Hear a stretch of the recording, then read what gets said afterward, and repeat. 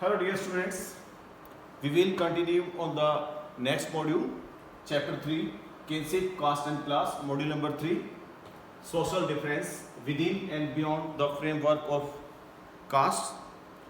Dear students, probably you peoples are familiar with the term caste, which refers to a set of hierarchically ordered social categories.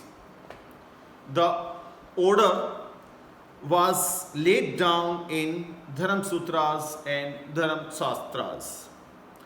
Brahmins claimed that they are superior in this order, and Sudras they were claimed bottom in this order.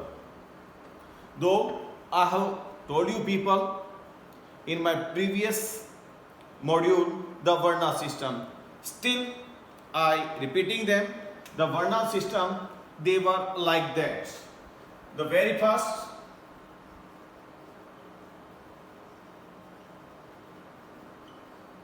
Brahmanas, they were on the top. Second one,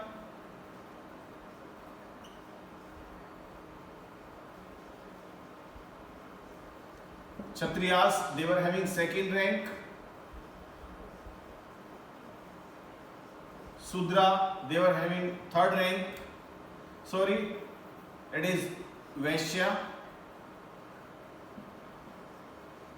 They were having third rank, and Sudras, they were having fourth rank. This was the rank mentioned in Purush Sukta. Now, let's discuss about the right occupation. It is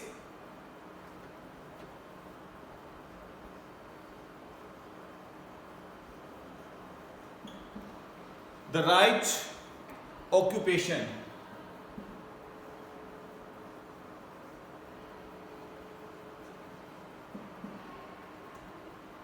What it suggests? What the occupation these people they have to do? What these people they have to do? As per that, the Brahmanas, they were supposed to get sacrifices, read the Vedas, perform yajnas, accept gift. Then Kshatriyas, their occupation was there. They have to rule the country, they have to protect the country, they have to manage the administration, they have to do the judgment, justice. And the Vaishya, that was considered that he has to do business work, he has to study the Vedas, and he has to work with Kshatriyas. And the fourth one, the Sudras, they have to serve the upper three categories like Vaishya, Kshatriya and Brahmanas. Now, this is the Varna system, but later on some problem arise. As per that, the right to occupation. Some problem arise. What the problem that these people they had faced? In this module, there is some problem. The Brahmans, they had faced some problem that some peoples they were not fit in any of the Varnas. They were not fit any of the Varnas like Nishada. Second one, it is Goldsmith, whom we called Suvarnakar. These two peoples these peoples, they were not fit for in any of the four varnas. Reason, Goldsmith, he has to work for Brahmins, he has to work for Kshatriyas, he has to work for Vaishyas as well as Sudras. Similarly, the Nishad, these, they have to do the work. Due to that reason, one new term that was framed by the Brahmins, and that was known, that was considered Jati. Then they considered the Jati. And the Jati system that was introduced by the Brahmanas peoples. This way, later on considered the person whose birth took place in particular group, particular kul, then his jati will be considered as per his birth. So this way the jatis, they were framed. Now the next one is there of the same. It is the non-Kshatriya kings.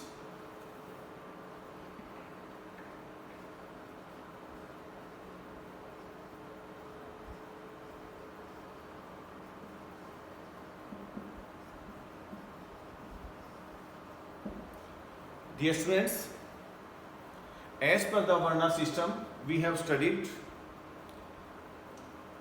the Kshatriyas, they have to rule the country, they have to protect the country, they have to study the Vedas, and they have to do the justice.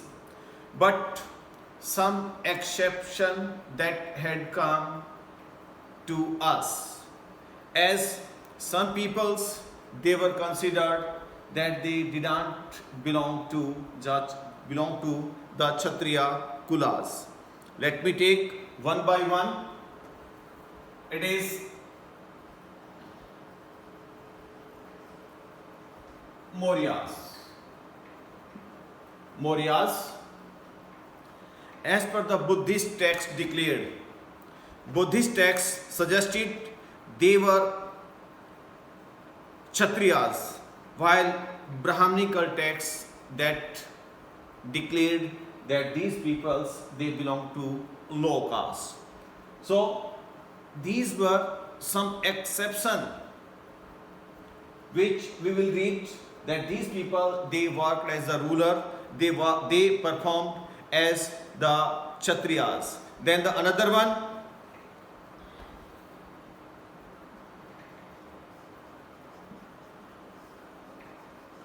Sungas. Sungas peoples, once we called Sung, these peoples, they were belongs to Brahman communities. They ruled the empire, and then it is the Kanvas.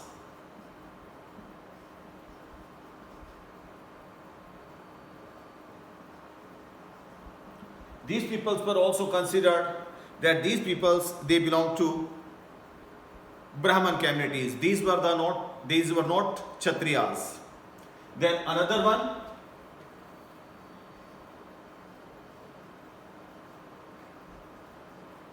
Shakas, whom we are aware, we know the Kushanas. As per the Brahman traditions, they were the resident of Central Asia, and what the Brahman they declared, Brahmans declared them, these peoples were Malach, these peoples were barbarian or outsider. The Brahmans, they declared themselves as outsiders. Reason they had declared that these peoples were not well aware about the Sanskrit.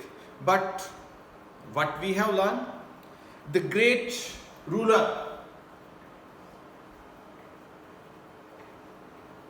Rudra Daman, he was well versed in Sanskrit and very famous. Some others are. Similarly, some others are. They were considered famous, and the people liked their activities. Then the other one,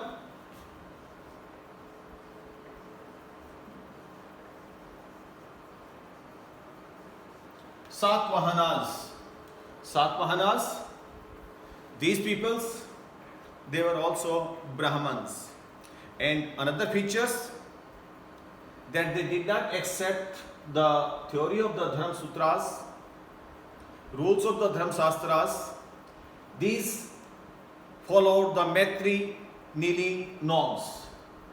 So, as Dharma Shastras, Dharma Sutras suggest that the ruler must be Kshatriyas, but these peoples, they are exceptions. They were known as the non-Kshatriyas rulers.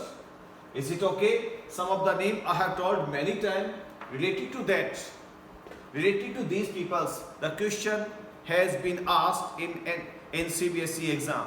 Let me repeat them again. The very famous some non-Kshatriya kings are, it is the Mauryas, then second one Sungas, Kannaus, Sakyas, Satvahanas. Though in the Varna system it is declared that Kshatriya, only the Kshatriya will be the ruler of the state. But these people, they were exceptions. Now the next module, next point, it is, though I had told when the right of occupation I had explained, here itself I am repeating, Jatis and the social mobilities.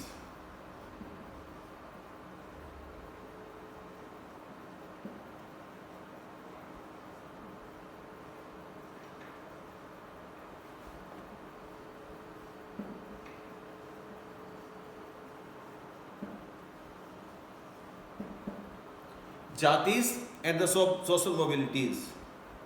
I have told you peoples, as per the Purusha Suktas, they were divided into the four Varnas, but some peoples, like, repeating again, like Nisadas and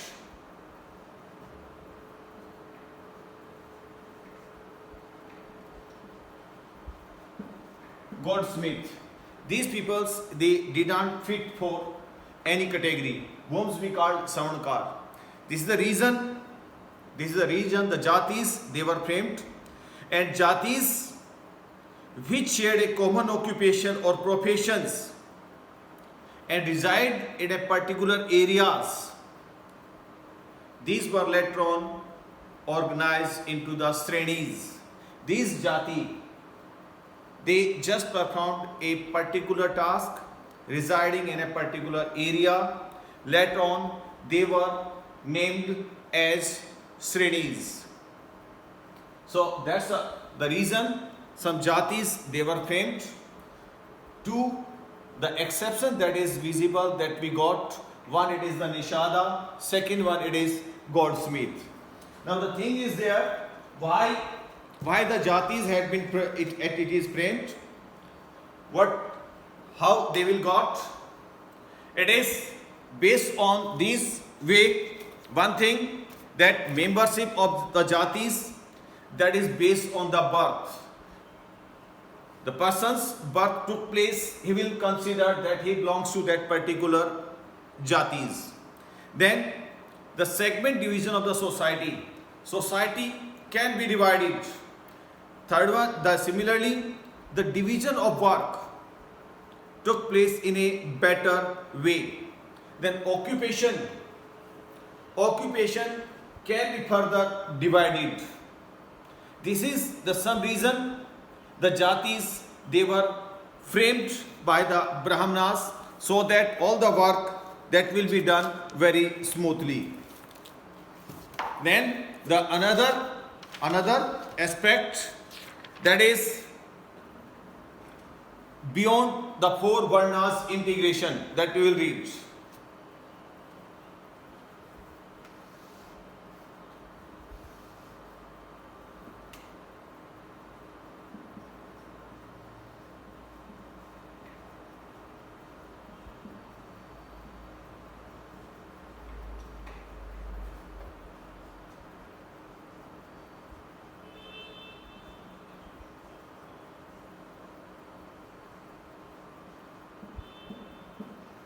Beyond the four Varnas integration, So that we have studied, in the subcontinent there were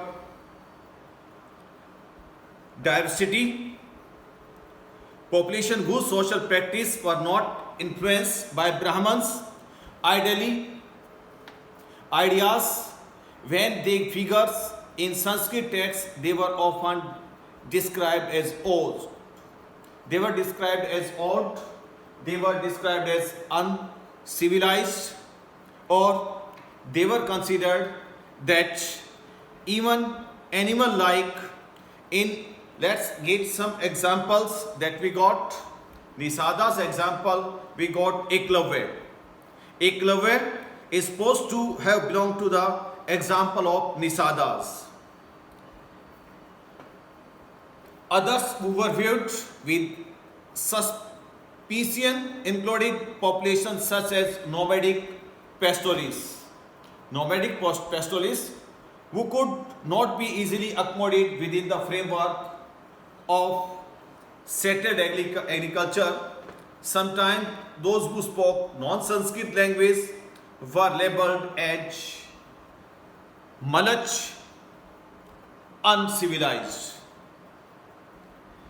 There was some examples here that we got in Mahabharata. That is the marriage of Bhima and Hidimba. Marriage of Hidimba and Bhima. That was also beyond the four varna. That is not included in any four varnas. Then beyond the four varnas, subordination and conflict.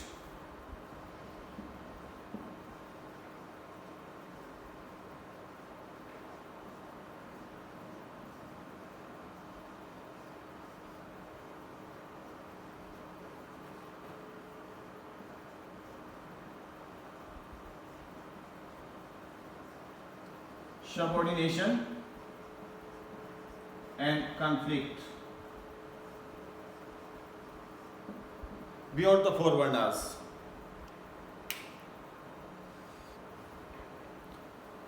Dear students, as per the Brahmana theory, some people considered as being outside the systems.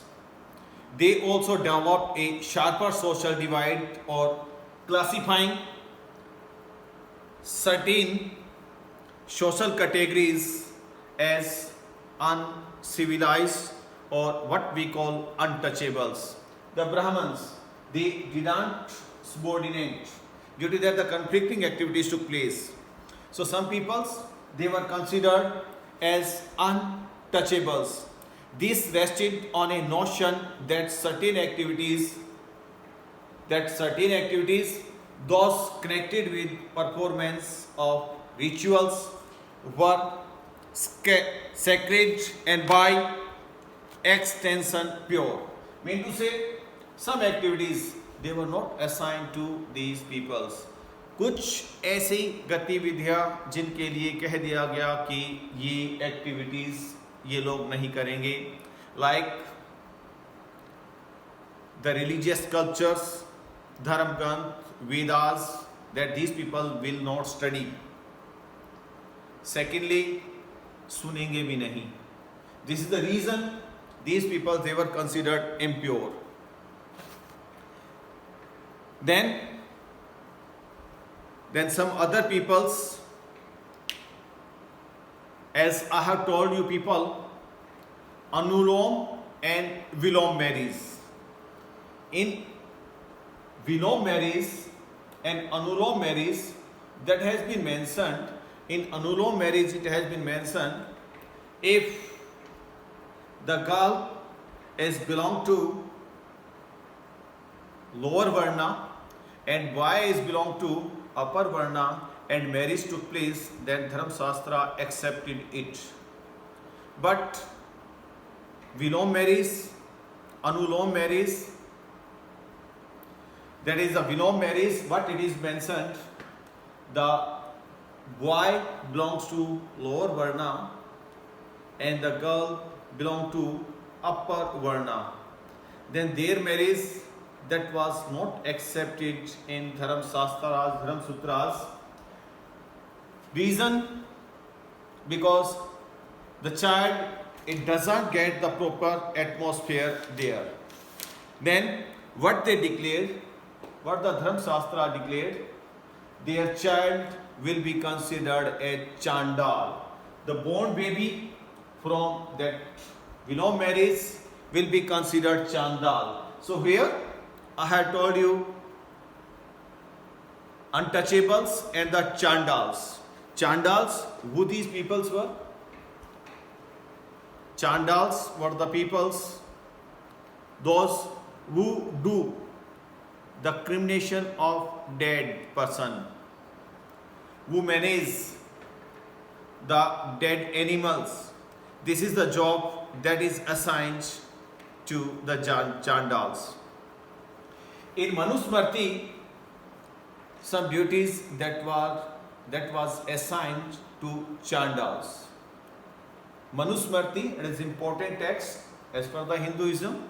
Some rules and regulations that has been mentioned in the Manusmritis, and it declared some work that what the work the Chandal has to perform.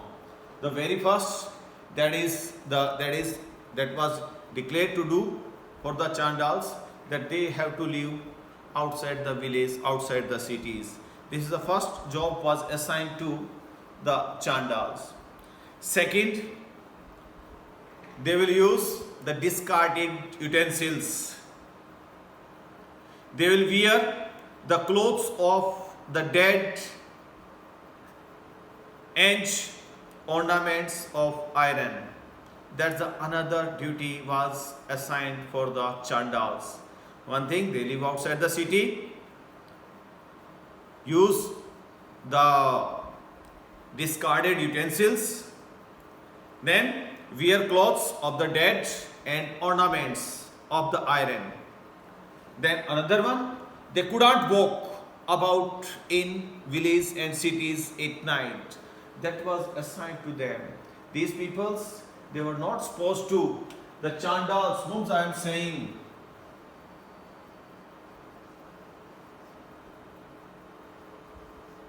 Chandals, some duties that has been framed for them, that they were not supposed to walk freely at night within the villages and cities.